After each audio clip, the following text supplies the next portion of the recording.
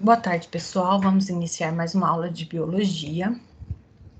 Hoje nós vamos trabalhar o bloco 4, que trata dos desequilíbrios ambientais aqui na Amazônia.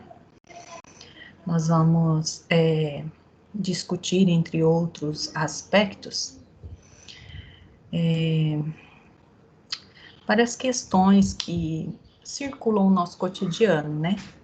Então, trata-se de um tema polêmico. Quero deixar claro aqui que vamos analisar sob a ótica da ciência, tá? Mas a ótica da ciência, ela não se limita a algo fechado, né? A ciência, ela é construída dentro de um tempo, de um espaço por pessoas, né? E cada um carrega consigo as suas ideias, seus ideais, seus valores. Então, é uma aula para a gente analisar com cautela, com serenidade, as várias ideias que circulam este tema, ok? Então, vamos lá, meus amigos, meus alunos. Vou compartilhar a tela com vocês. Minha internet está um pouco lenta, motivo este que eu demorei para iniciar a gravação dessa aula, mas eu espero que fique um material legal para vocês, tá?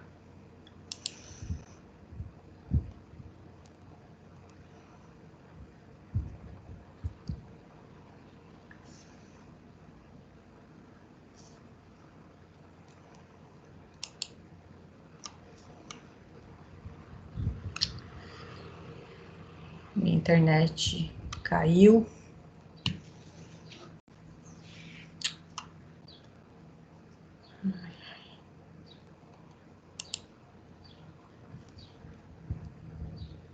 Vamos lá, vou tentar novamente.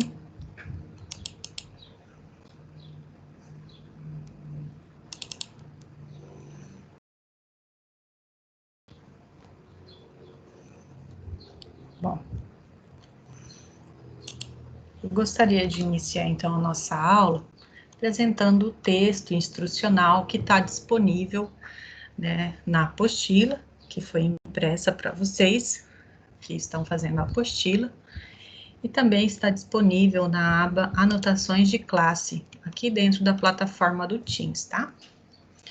Então, o tema do nosso bloco 4, primeiro ano, é Desequilíbrios ambientais dos ecossistemas terrestres na região da Amazônia Meridional.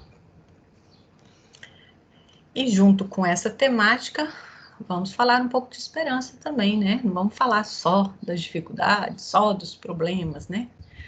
Eu procuro sempre alinhar nossas reflexões, nossas temáticas, sempre deixando essa mensagem, né, de esperança, porque a gente pode fazer algo a respeito, né? Técnicas de recuperação de áreas degradadas. Então, vamos lá. Esse artigo chama-se Conexões entre Desequilíbrios Ambientais e o Surgimento de Doenças Infecciosas na Amazônia. Vocês vão perceber que ele é super atual, super recente, ele é de 7 de maio desse ano, né? Logo quando iniciou a discussão sobre a pandemia do Covid, e ele foi publicado no jornal científico, né, da Universidade Federal do Rio Grande do Sul, tá? Então, essa é a autoria, Joel Henrique Elvanger, não sei se a pronúncia está certa, e José Arthur Boguchies, também não sei se está certa a pronúncia, mas então esses dois pesquisadores vão tratar sobre essa relação que para muitos de nós parece que não existe, né? Doença e desmatamento, doença e queimada, doença e desequilíbrio ambiental, nossa, não tem nada a ver, né? Mas se a gente for fazer uma análise, né, um estudo, uma leitura cuidadosa e uma reflexão sobre o tema, a gente vai começar a perceber que essas relações elas estão muito mais próximas do que a gente estava imaginando, tá? Então vamos lá, vamos começar a conhecer o trabalho desses dois autores, tá? Desmatamento, queimadas e doenças respiratórias são uma tríade fatalmente conectada. A floresta amazônica está sendo desmatada com uma intensidade superior à das taxas observadas nos últimos anos, além de ter sido atingida por diversas queimadas provocadas pela ação humana, criando um círculo de destruição florestal. O papel regulador exercido pela Amazônia sobre o clima da Terra está cada vez mais abalado e, como consequência, a incidência de doenças causadas pela fumaça das queimadas e pelos eventos climáticos extremos está cada vez maior. Vamos analisar, tá, gente, o discurso desses dois pesquisadores. As doenças respiratórias são geralmente as mais lembradas quando se pensa nos efeitos nocivos do desmatamento e das mudanças climáticas sobre a saúde humana. Afinal, os pulmões são facilmente afetados pela poluição, fumaça de queimadas e temperaturas extremas. Mamãe tá gravando a aula agora, tá? Você é muito bonita. Oh, obrigada, filha. Princesa, eu te amo. Eu quero você. Mãe, nossa, que você falou que eu não posso comer, não. Vai lá, vai. A mãe tá gravando a aula. Trabalho online em casa, tem desses momentos, né? Vamos continuar. Existe, entretanto, uma grande e intricada relação entre o desmatamento e diversos outros problemas de saúde, principalmente as doenças infecciosas. A Amazônia é provavelmente o bioma com maior diversidade de espécies de seres vivos do planeta, sejam estes animais ou vegetais. Vamos lembrar que não existem só esses dois reinos, né? Existem mais 3 aí, um universo todo microscópico, em sua maioria, que juntamente, né, com animais e plantas, vão formar, então, um universo biológico, tá? Então, quando a gente pensa em ser vivo, é importante a gente lembrar que plantas e animais é uma porção, é uma parte do componente biótico, tá? Dos seres vivos. Ainda temos as bactérias, formando o reino Monera, os fungos, né, formando o reino Fungi, e os protozoários e as algas, formando o reino protoctista, certo? Bom, tais espécies interagem, de forma complexa em um ecossistema autorregulável e saudável. A interferência dos seres humanos nas relações entre os animais e as plantas pode causar a extinção de espécies por meio de diferentes mecanismos, sendo comuns aqueles mediados pela degradação de hábitats em decorrência do desmatamento de áreas florestais para o plantio de monoculturas e criação de gado. Porém, o desmatamento e a perda da biodiversidade apresentam outras consequências pouco ressaltadas, como o distúrbio nas relações entre micro-organismos e espécies hospedeiras. Agora nós vamos iniciar então essa análise, né? Desse mundo invisível, desse mundo microscópico. Cada espécie animal que habita a Amazônia hospeda diversos micro-organismos, vírus, bactérias, protozoários. Vírus está aqui, gente, e é muito importante a gente entender que para a maior parte dos biólogos, né, dos pesquisadores, os vírus não são conceituados seres vivos porque não têm um metabolismo próprio, tá? Eles não estão em atividade metabólica sozinhos. Eles só estarão em atividade se eles estiverem parasitando um outro ser vivo, tá? Além dessa condição fisiológica, né, desse jeito de funcionar dos vírus, eles também não são constituídos por células, né, que é a menor unidade de vida de todas as outras espécies de seres vivos, né? Mas os vírus, eles são igualmente respeitáveis, tá? Nós sabemos que a simplicidade da constituição dos vírus, que pode ser o DNA mais proteínas, né? Ou RNA mais proteínas, eles são de uma adaptabilidade absurda, assim, é impressionante o quanto os vírus são mutagênicos, ou seja, o quanto eles conseguem se adaptar para sobreviver, tá? Então, a gente vai ter sempre esse olhar cuidadoso para com esse grupo de indivíduos, tá? Então, vamos lá. Então, esses diversos micro-organismos que utilizam os animais para sobrevivência e multiplicação, geralmente sem causar doença no hospedeiro. Então, isso é a rotina, a vida, né, dentro de uma floresta, né? Uma floresta que não está conectada com as ações antrópicas, onde o homem não esteve. Ao longo da evolução, micro-organismos e espécies hospedeiras desenvolveram relações de convivência relativamente harmônicas. Porém, quando uma espécie entra em contato com um micro-organismo ao qual não está adaptada, poderá eventualmente ser infectada, e uma nova doença terá a chance de emergir na população, humana ou de outro ser vivo.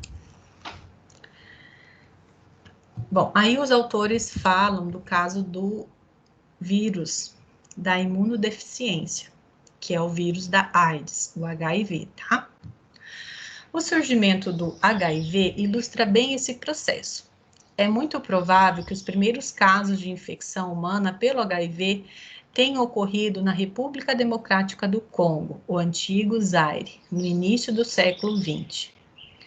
Esse vírus surgiu em humanos após o contato com sangue de primatas não humanos, infectados com essas espécies virais precursoras do HIV. Após um período de adaptação nos humanos, o vírus se disseminou por todo o mundo. Considerando a diversidade de micro-organismos existentes na Amazônia, as atividades de desmatamento da floresta e a crescente interação dos humanos com espécies selvagens, novas doenças também podem emergir entre os humanos por processos similares ao do surgimento do HIV. As ações de desmatamento na Amazônia aproximam os humanos de animais selvagens e seus micro-organismos, de diferentes maneiras. Algumas delas serem mencionadas. A perda de hábitat pode forçar os animais a se deslocarem, ocupando novos nichos, incluindo ambientes urbanos. Tal aproximação facilita o salto de micro-organismos dos animais selvagens para humanos ou animais domésticos. Ainda, indivíduos que ingressam nas florestas para desmatar entram em contato com diferentes espécies animais e, muito frequentemente, também realizam a caça de diferentes espécies. Atenção para essa atividade, tá? Eu sei que muitas pessoas aqui na região ainda caçam, né? E é uma atividade tão comum, né? Que parece que tá tudo bem, né? Ah, o que tem? Só vou comer uma taquinha, né? A gente precisa ter um olhar mais acurado, tá? Sobre essa atividade. A caça e a comercialização de carnes de animais selvagens são atividades muito comuns na região da Amazônia, da Amazônia, sendo precariamente fiscalizadas.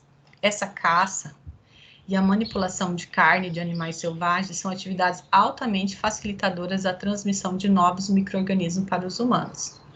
Por exemplo, olha o exemplo. Um caçador em uma floresta tropical sentirá calor, usará poucas roupas e poderá ter cortes na pele causados pela vegetação. O contato com fluidos, principalmente sangue, da carcaça dos animais com os ferimentos do caçador pode ser a porta de entrada no corpo humano para diferentes micro-organismos, incluindo aqueles com potencial patogênico, ou seja, que podem provocar doenças. A manipulação de carne e vísceras de caça para consumo, portanto, é uma ótima oportunidade para novos patógenos infectarem, né, os humanos. Apesar da transferência ou salto de micro-organismos de espécies selvagens para os humanos ser evento frequente na natureza, é relativamente raro que o salto ocorra com um micro-organismo potencialmente patogênico. Esse evento raro, no entanto, em uma longa escala de tempo, pode ter consequências dramáticas. Aproximadamente, olha essa estatística, gente, 75% das doenças infecciosas que afetam humanos têm origem zoonótica, ou seja, vieram de animais selvagens. Também é raro um patógeno que cruzou a barreira entre as espécies encontrar ambiente favorável para sua proliferação na população humana, pois isso dependerá de fatores dos humanos, do ambiente e dos patógenos. Caso isso ocorra, entretanto, as consequências podem ser graves. Isso é difícil de acontecer, mas quando acontece, e isso pode ser registrado com a pandemia do HIV e com a atual pandemia do Covid-19. A urbanização desordenada, as crescentes taxas de desmatamento e outros distúrbios ecológicos são facilitadores da emergência e disseminação de doenças infecciosas entre humanos. As chances de surgimento de novas doenças aumentam conforme esses eventos se tornam mais frequentes e mais intensos. Outro impacto importante do desmatamento da Amazônia sobre as doenças infecciosas ocorre pela modificação da dinâmica ecológica de insetos vetores. Na floresta, mosquitos, carrapatos e outros vetores de diferentes doenças, vetor é aquele organismo que carrega o micro-organismo, né, que causa doença, mas ele não fica doente, tá? Então, o vetor é aquele que carrega. Encontram uma ampla variedade de animais para se alimentar e dispõem de um vasto hábitat para viver. Além disso, as populações de vetores são controladas por espécies que se alimentam desses insetos. O desmatamento altera de forma robusta essa dinâmica, a dinâmica dos vetores, pela redução do hábito e pela interferência nas populações de espécies que controlam a proliferação desses animais. Então, rompe com o equilíbrio populacional. E aí, o que pode acontecer? Eis a questão, né? Não é uma matemática factível, não se dá para fazer projeções confirmatórias, né? Quando a gente fala de dinâmica de populações, de desequilíbrios ambientais, a gente trabalha com probabilidades. É a ciência da incerteza, né? Não tem como a gente inferir, afirmar, dizer que isso vai acontecer. A gente fala em probabilidade, em chances. Então, é frequente que hajam problemas graves decorrentes desses desequilíbrios ambientais, né? Mas cada caso é um caso, né? Ainda, as mudanças climáticas decorrentes do desmatamento alteram os padrões de chuva. Prestem atenção nessa colocação aqui dos autores, tá? As mudanças climáticas decorrentes do desmatamento alteram os padrões de chuva e temperatura. Eventos também associados com a disseminação de vetores de doenças, mesmo em áreas distantes das florestas desmatadas. Já existe um corpo robusto de evidências indicando que a perda da biodiversidade e outros desequilíbrios ambientais facilitam o surgimento de novas doenças. No entanto, é necessário que a sociedade transforme esses conhecimentos em ações práticas. Em primeiro lugar, é essencial fortalecer as políticas de preservação ambiental e aumentar a fiscalização sobre atividades ilegais de caça e comercialização de espécies silvestres. Hoje temos consciência de que, além de serem importantes para a preservação da Amazônia e outros biomas, essas ações são essenciais para a preservação da saúde de toda a sociedade. Também é necessário fortalecer os sistemas de vigilância da circulação de patógenos em humanos e outros animais. Sistemas robustos de vigilância de patógenos permitirão a detecção precoce do surgimento de uma nova doença, o que é fundamental para controlar rapidamente o nascimento de um surto ou de uma epidemia. Nem o surgimento, nem a disseminação de novas doenças podem ser completamente evitados. mas é possível diminuir as chances dessas emergências em saúde pública acontecerem de forma frequente. Está cada vez mais evidente que o entendimento e a prevenção das doenças infecciosas emergentes precisam levar em consideração os humanos, os outros animais e o ambiente compartilhado entre as espécies, a partir de uma perspectiva conhecida como On Health, ou seja, saúde única. Somente com essa visão integrada será efetivamente possível prevenir o surgimento de novos surtos, epidemias e pandemias. Bom, então nós estamos vendo que esse texto instrucional, ele traz uma dialógica bem mais recente dos impactos das ações antrópicas nos ecossistemas, especialmente aqui na Amazônia, né? E ele mostra que o que aconteceu na China, o que aconteceu na República do Congo, pode estar acontecendo aqui na Amazônia e a gente ainda não tem conhecimento disso. Ou pode vir a acontecer em decorrência dessa interação não apropriada com animais silvestres, por exemplo, a caça, né? As perdas de hábitat desses animais. E aí ele coloca uma série de questões que, ao meu ver, opinião particular agora, me parece uma análise, uma ótica de quem não mora aqui na nossa região, né? Então, como eu falei, o tema de hoje é um tema polêmico, entretanto, é um tema muito rico, porque à medida que você olha o mesmo assunto por diversos prismas, por diferentes ângulos, você começa a entender que não é um tema simples de ser analisado, né? É um tema complexo, é cheio de elementos que o compõem, é cheio de fatores que interferem e são interferidos. Então, assim, eu quero que hoje a gente faça um exercício intelectual de se colocar em posições diferentes, de olhar para o evento sobre diferentes olhares, tá? Agora, vamos falar da ótica de quem mora aqui, né? Eu, por exemplo, sou nascida em Juína, que fica a noroeste do estado de Mato Grosso, né? Nasci dentro da floresta amazônica, né? Venho com uma carga cultural. Minha mãe, minha finada mãe, era mineira e morava no Paraná. O meu pai é catarinense e morava também no Paraná. Então, cada indivíduo, cada um de nós traz uma história. Junto com a nossa história, a gente carrega a nossa cultura, que é a nossa forma de viver naquele tempo, naquele espaço, a nossa forma de interagir com o ambiente.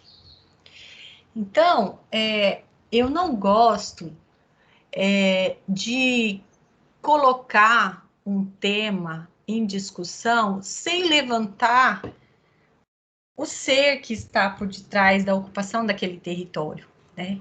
Então, você que hoje está aqui em Alta Floresta, né, que vive dentro da Amazônia Meridional, esse é o nosso território. Você traz consigo, com sua família, né, com seu grupo de amigos, uma cultura. E essa cultura inclui maneiras diferentes de vivenciar, de experimentar o território. E junto dessa cultura, a gente tem uma história de luta, né? Porque floresta em pé dá dinheiro para alguém?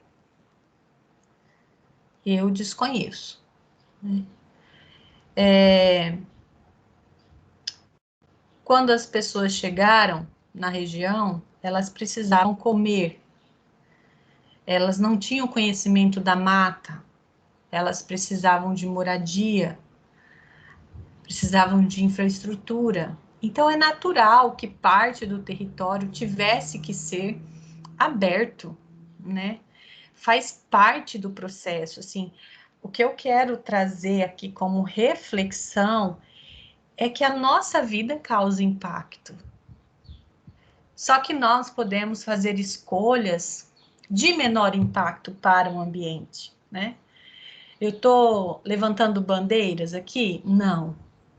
Eu só estou falando que existem muitas maneiras da gente pensar o tema, de refletir sobre esse tema e de tirar lições, de tirar ideias, ou de repente de você mesmo criar novas ideias que podem estreitar, né, harmonizar, pacificar essa relação que nós temos com o nosso ambiente, tá? E essa é a minha esperança. Existe um monte de informações, inclusive aí no grupo do WhatsApp, eu disponibilizei um monte de vídeos, né, que tratam de diferentes temas. Então eu vou mostrar aqui para vocês algumas coisas, né, que eu coloquei. Esse vídeo aqui, ó, então, tá aqui. Esse vídeo, ele é da agência da FAPESP, né? É a agência de fomento de pesquisa de São Paulo, super respeitada no meio científico, né?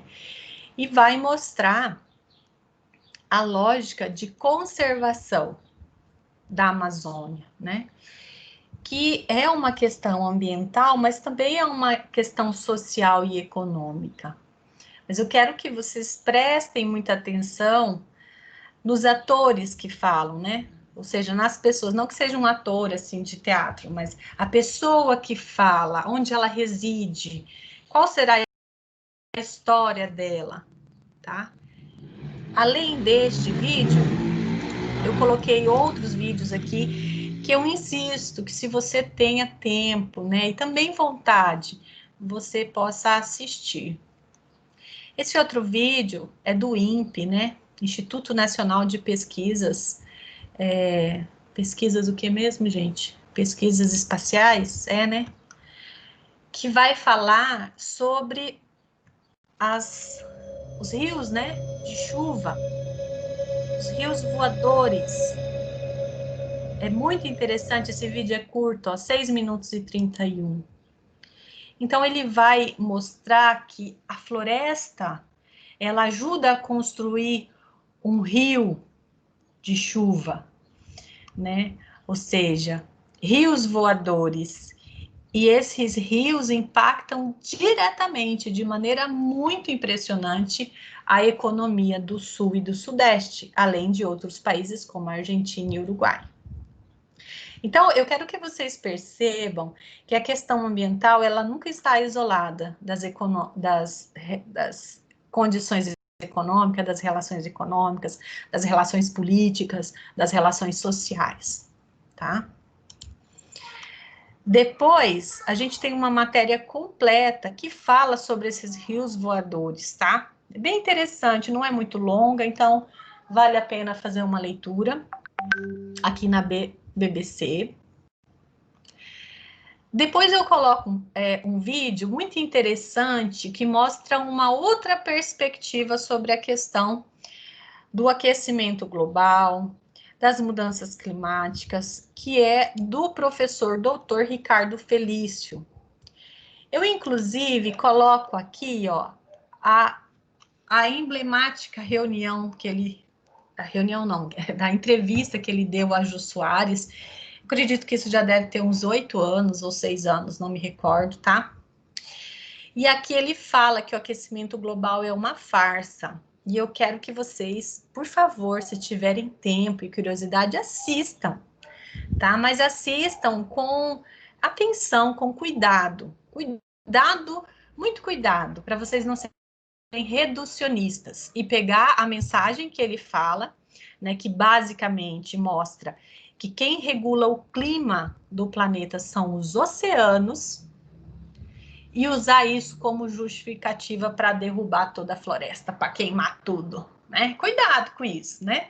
Afinal de contas, nós somos seres pensantes, né? Não estamos aqui para ser ludibriado, para ser induzido, para ser convencido de algo que realmente a gente não acredite. Então, eu quero que você construa sua própria opinião, tá? Sempre lembrando em conta a pessoa que está falando, a partir de que ótica ela está falando, tá? Então, assim, o Ricardo Felício, ele traz uma noção geopolítica muito forte, tá? Então, esse primeiro Olá, vídeo pessoal, dele tudo aqui, bem? ó, trata do que nós passamos no ano passado, no período de seca da Amazônia. Muito interessante vocês assistirem, é curto o vídeo também, ó, 6 minutinhos, tá? Agora, a gente vai começar a tratar de possíveis soluções, né? Então, sabemos que são inúmeros os desequilíbrios ambientais que a nossa região sofre, né? Isso impacta de diversas maneiras, diversos aspectos, né, da sociedade. Então, a gente começa falando, e eu coloco no vídeo aqui como dica, né? Isso aqui também vai estar no Teams disponível para vocês, tá? Esses links eu vou colocar lá no Anotações de Classe, tá? Algumas iniciativas, tá? Então, esse aqui é um projeto de recuperação de áreas degradadas na Amazônia, muito interessante. Aqui é um vídeo que mostra um novo paradigma para pecuária na nossa região, que ao invés de usar grandes extensões, faz a pecuária de confinamento intensiva, tá? Esse cara aqui é o Joel Pinheiro, se não me engano. Deixa eu ver que é o sobrenome dele. Quer investir na sua carreira gastando pouco? Descomplica, tem uma pós-graduação que você pode pagar. São mais... Ele é muito popular entre os produtores aqui da nossa região. Muita gente tem assistido ele. Ó, vocês estão vendo que ele é bem popular, né, no YouTube. E ele traz algumas ideias, assim, muito lucrativas. E se a gente for analisar, de baixo impacto ambiental, tá? Então, fica a dica. Eu sei que muitos de vocês têm uma relação direta com o ambiente rural, ou tem alguém que mora lá, ou você mesmo mora lá. Eu tenho muitos alunos que moram, né, na zona rural. Eu gostaria que vocês se apropriassem desses conhecimentos, tá? Talvez seja uma solução viável aí para a tua propriedade, tá? Então, vale a pena navegar no canal aqui do Joel Pinheiro, tá? Outra iniciativa muito interessante que a gente pode analisar são os sistemas agroflorestais, os SAFs, tá? Aqui mostra uma agrofloresta na região aqui amazônica, mas se eu não me engano em Manaus, essa parte aqui. Você vai plantar uma espécie agrícola, né? Você Não, vai plantar de qualquer Pará. jeito, porque é isso que te dá o retorno. O abacaxi, por exemplo. Bem interessante. Você planta tá? ele. Você As agroflorestas, elas têm surgido como uma viabilidade econômica para áreas de pequeno e médio porte, tá? E pode dar um retorno lucrativo bem interessante. Aqui nesse vídeo, a gente tem um relato desse rapaz aqui, que ele usa os princípios da... Galera, beleza? Aqui quem fala com vocês é José Kubitschek. Tá? Que Ernest usa. Então, assim, Ernest, ele é o pai da agrofloresta, tá? E aqui nesse vídeo, ó, eu mostro uma entrevista antiga que ele dá a uma emissora, e aí ele mostra no sítio dele o que ele fez ao longo dos anos, como ele foi tirando dinheiro dessa floresta que foi sendo destruída, tá? Vale a pena assistir, é muito interessante. Nesse outro vídeo aqui, a gente tem mais informações, tá? Aqui é uma produção. Construir a presença online da sua empresa demanda esforço. E quando ela está dele, gente, é alguém da rede dele, tá? Se chama Life in Syntropy, que é a vida sintrópica, né? Que é o que ele defende, né? A agricultura sintrópica, tá? Então, vale a pena também assistir. E uma outra alternativa que eu trago para nossa discussão, que assim, eu particularmente estou conhecendo recentemente, mas é algo que me surpreendeu, assim, pelo poder que tem, pela simplicidade que tem, e pelo respeito pelas pessoas, pela cultura, que é a permacultura. Tá? Até escrevi errado aqui, peço desculpa. Então, a permacultura, gente, ela é um conjunto de saberes científicos, junto com saberes tradicionais, saberes populares, tá? Esse é um movimento que nasceu na Austrália na década de 70 e já está, assim, muito consolidado, especialmente no sul do nosso país. Então, eu trago aqui o pessoal do Pindorama, que eu vou mostrar aqui para vocês. Isso aqui é um vídeo explicativo que eles explicam o que é a permacultura, ó, o Instituto Pindorama. Vale a pena navegar aqui, tem muita coisa bacana. Esses sistemas que eles colocam, assim, podem ser implantados na cidade e também no ambiente rural, tá? Então, assim, o Instituto Pindorama é uma iniciativa que nasceu do trabalho desse casal de permacultores aqui, muito respeitados em toda a América Latina, tá? E eles construíram uma escola de permacultores. Então, Nós somos a Escola Rama. Ela é o ramo... Vale a pena vocês navegarem nesse canal do YouTube aqui, Rama Permacultura, tá? Eles têm, inclusive, workshops gratuitos, tem um canal no Instagram também, que é muito interessante. Então, assim, gente, isso aqui mostra um depoimento de um casal estrangeiro. Eu não sei exatamente em que local eles moram, mas eles construíram um jardim de floresta. Vale a pena, tá em inglês, mas vale a pena mergulhar nesse universo, né? Muito interessante a forma como eles construíram a propriedade deles, assim, e a forma de vida, o jeito que eles levam a vida deles através desses ensinamentos, tá?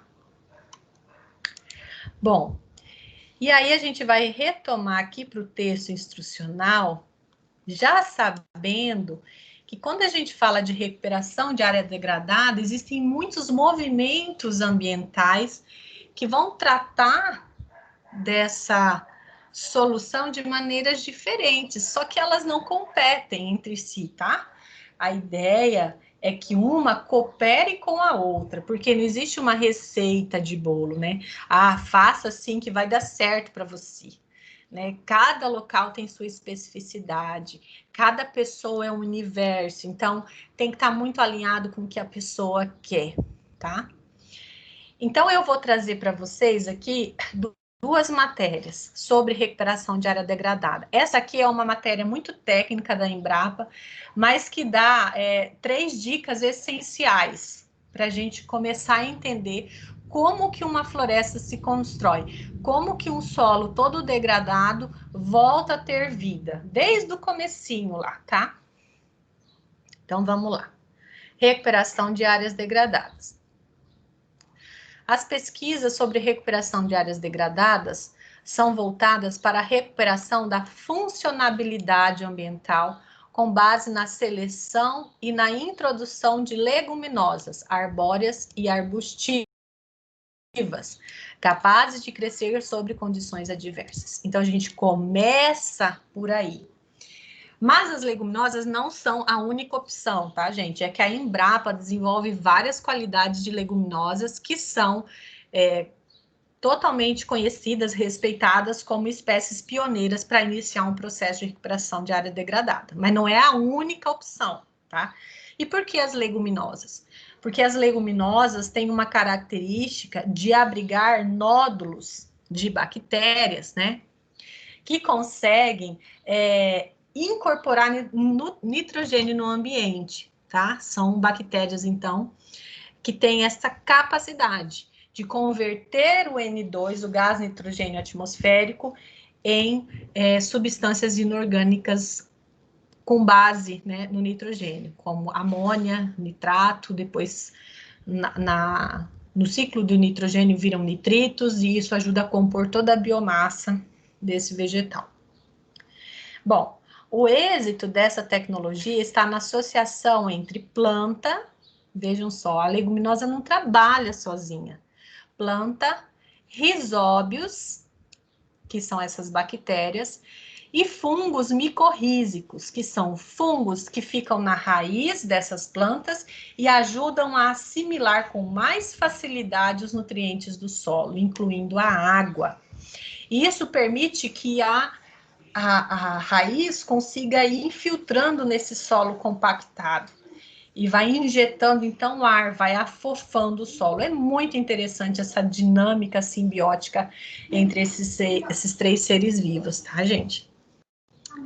Essa relação permite um rápido crescimento das espécies, independentemente da disponibilidade de nitrogênio no solo, aumentando a quantidade de matéria orgânica disponível e a atividade biológica do solo por meio do aporte de material vegetal, via serrapilheira. Então, essas plantas, elas crescem rápido, crescem em solos compactados, em solos muito ácidos, né? E depois, elas formam o quê? Uma cobertura vegetal. E é a partir da atividade de fungos e bactérias decompositoras, né, que vai começar um novo ciclo de enriquecimento do solo. E então essa ciclagem de nutrientes, ela precisa partir de um bloco, de uma roupa para esse solo, que é a serrapilheira, esse material, essa matéria orgânica que vai estar em decomposição, tá? Então, assim, ó, gente, solo nu é um solo pobre. Isso a gente tem que ter muito em mente. A gente quer um solo produtivo, então a gente tem que cobrir esse solo, tá? O solo, ele é praticamente um organismo vivo, né? A gente tem que olhar o solo não só como terra, né? O solo é um conjunto de micro-organismos, fungos, bactérias, tem protozoários, em regiões mais úmidas tem algas, tem ar, tem vários tipos de fragmentos de rocha, vários tipos de solo. Então, assim, tem uma dinâmica que existe ali, tem as minhocas, né, que são as grandes corretoras de acidez do solo. Tem toda uma dinâmica populacional que precisa ser entendida, precisa ser respeitada, para a gente conseguir ter um solo lucrativo, um solo produtivo, tá? Vamos continuar. A tecnologia também pode ser utilizada para a contenção de encostas em áreas urbanas, diminuindo o risco de deslizamentos de terra durante os períodos chuvosos do ano. E ainda pode ser usada para a recuperação de áreas degradadas por mineração ou erosão severa do solo. Atualmente, existem mais de 100 espécies de leguminosas arbóreas e arbustivas recomendadas para plantio nos biomas Mata Atlântica, Cerrado, Amazônia e Caatinga. Para cada uma delas foram identificadas e selecionadas estirpes de bactérias do tipo rizóbio, visando a inoculação em viveiro ainda na fase de semeadura das mudas, junto com a aplicação de uma mistura de fungos micorrízicos. Então, a gente tem no nosso país essa empresa brasileira, né, de pesquisas agropecuárias, que tem, gente, um volume tecnológico, científico de informação, que é uma coisa, assim, extraordinária. A gente não tem noção do que é a Embrapa, tá? É uma pena que a Embrapa muitas vezes não chega para nós, né? Mas, assim, vale a pena navegar no site da Embrapa, tem muito material interessante lá, e pode ser uma grande escola, né? Então, especialmente para quem tem propriedade rural, eu recomendo que visite o site da Embrapa, tem muito material bom lá, tá? Agora eu vou trazer para vocês, ó, essa matéria, que é do IPAM. Eu não lembro direitinho o que significa, Instituto de Pesquisas, não sei se é Amazônica, não lembro direito, tá? Mas aqui ele traz, eu não vou ler inteiro, tá? Porque eu também já estou cansada, minha voz já está cansada. Mas ele traz nesse artigo um pouco do histórico, de como se construiu esse conceito de recuperação de área degradada, tá? E aqui, a gente tem, ó, os vários modelos conhecidos, né, para a restauração de áreas degradadas. Então, nós temos a condução da regeneração natural, que é o quê? Que é simplesmente deixar a área sem visitação. Simplesmente o ser humano sair de lá. Porque existe um processo natural de regeneração desse ambiente, tá? Dá certo? Bom, depende de vários fatores. E depende também do tempo. Depende das regiões vizinhas a esse fragmento. Então, existem técnicas que podem ajudar, mas essa é uma técnica onde você não faz nada. O ser humano simplesmente deixa aquela área intacta e todo um processo de sucessão ecológica começa a acontecer ali, tá? Outra técnica é o plantio direto, o plantio por semente. Você vai numa área e coloca sementes de plantas pioneiras, pode estar associada a outras espécies, tipo espécies intermediárias. O que é uma espécie pioneira, né? É uma espécie vegetal que suporta alta incidência de luz solar, solos extremamente pobres, né? Então, não é uma espécie que é muito exigente do ponto de vista nutricional. E tem crescimento rápido. E aí vem as espécies secundárias, né? E existem as secundárias iniciais e as secundárias tardias, que são aquelas espécies que aparecem depois que existe um pouco de sombreamento. E aí as tardias já são aquelas que precisam de um dossel mais estruturado para se instalar. Existe também uma outra técnica, que é o plantio de mudas. E essa técnica aqui, ela, se for bem conduzida com o manejo, né, especialmente das plantas aí, das ervas daninhas e tal, ela pode ser extremamente bem sucedida, só que ela tem um alto impacto econômico de implantação. Então, é uma atividade cara, tá? Então, assim, ó, esse texto vai mostrar, então, essas três técnicas, né? Que podem funcionar, sim, e que precisam ser analisadas de uma maneira mais holística, tá? Então, para cada técnica dessa, existem recomendações específicas. Mas aqui, geralmente, tem uma lógica cartesiana, ou seja, faz o plantio de mudas de semente com espaçamento tal, assim, e tarará, e traz insumo, né? E passa veneno para combater a erva daninha. Então, uma reconstrução de uma área florestal sem uma lógica da história natural daquele local. Quando a gente traz insumos de fora para dentro de um sistema de recuperação, isso onera muito, deixa tudo muito caro, tá? Então, eu gostaria de relembrar você que eu já dei aí dicas de atividades que podem ter pouquíssimo custo na implantação, que pode ter um bom resultado a curto, médio e longo prazo e que ainda pode ser lucrativo, tá? Então, eu deixo aqui o meu abraço a vocês, espero que esse bate-papo entre a gente possa ter trazido informações interessantes para você, que possa ter construído e desconstruído conceitos, né? Espero que você possa analisar cada uma dessas atividades e responder com honestidade, porque algumas questões aqui, como esta, né, são de ordem pessoal, então eu quero saber o que você pensa sobre isso, então escreva. Se você está fazendo pelo Teams, faça lá na aba tarefas. Se você está fazendo na apostila, que é a maior parte dos casos, meus alunos, escreva com capricho, tá? Na hora de marcar X, por exemplo, essa questão 2 aqui é de marcar X.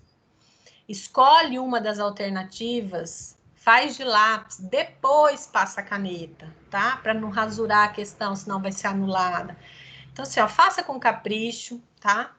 Essa informação pode te agregar muito conhecimento. e conhecimento é sempre muito empoderador, né? Eu vou parar de compartilhar agora na sala.